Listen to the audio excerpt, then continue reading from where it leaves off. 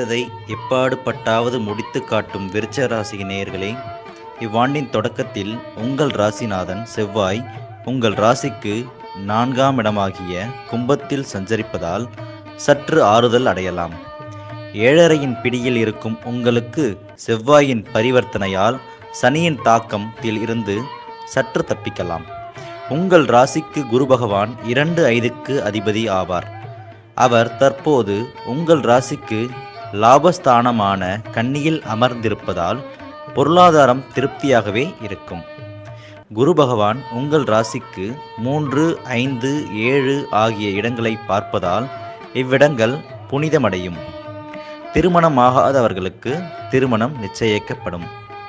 குழந்தை பாக்கியம் கிடைக்கும் தருணம் இது. வருகின்ற ராகு கேது பெயர்ச்சி உங்களுக்கு உன்னத பலன்களை அள்ளி வழங்கவிருக்கிறது. ஒரு சிலருக்கு வீடு மனை வாங்கும் யோகம் உருவாகும். தனகாரகனாகிய குரு லாபஸ்தானத்தில் சஞ்சரித்து உள்ளதால் பொன் பொருள் சேர்க்கை உண்டாகும். தொழிலில் சற்று கவனத்தோடு நடந்து கொள்வது உசிதமானது.